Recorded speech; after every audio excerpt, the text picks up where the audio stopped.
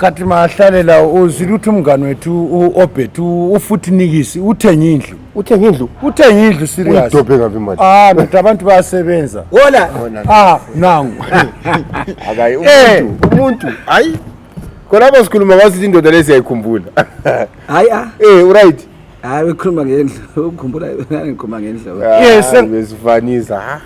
sengamhlobe phela sisukuthi uthenga indlu lizwe ngobani indlu engithenga izolo ndoda izolo lokhu izihlahla zilendlebe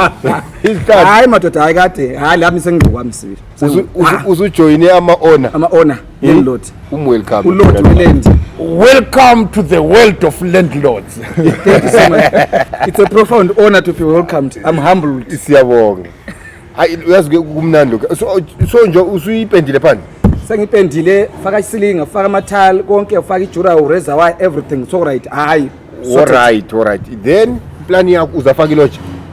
loja ngisacabanga kodwa ke ngicabanga ukuthi ithile liyana isilingi liyana iWi-Fi liyana konke nje le loja hayi uhambele amaloja kahle hayi loja mphuma ngenxa kokuthanda imali ngibona ngikhamba lapha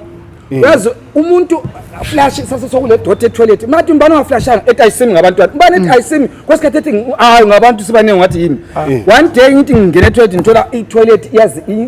ihlikili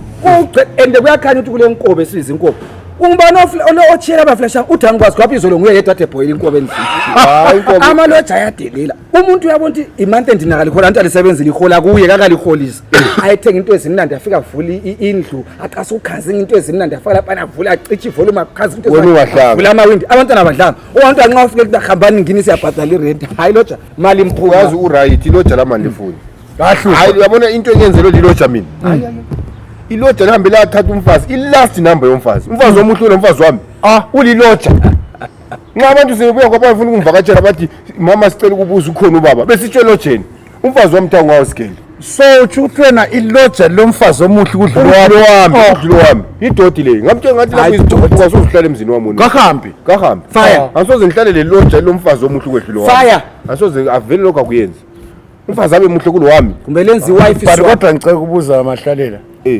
angudeleli mngane wami khathana vele wathathelana umfazi omubi naku usukhompyutha leloja manje umfazi wami asikuthi muhle ule type yakhe leyana impila zantaba umfazi wami uyitype yakhe oyitype lana le profile picture kule pipe kulama kuthiwa ngama category umfazi wami ucategory yakhe labanye ama category kusiya khona ngayo subone enye category yes yapharama loja ukhuluma iqiniso ngana nyakutshela nti mina nyayenza because izimali zangikhona nxa ukwanisa vele ungafaki iloja there are a problem kade simna lo okimi lo ngitshela nti ugumede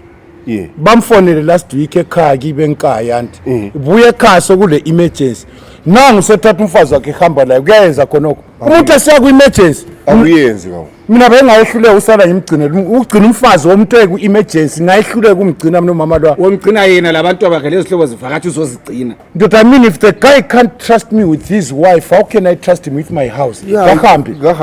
kahambi idoti must go fire yikho ingazwani iloja singahlali lamaloja fire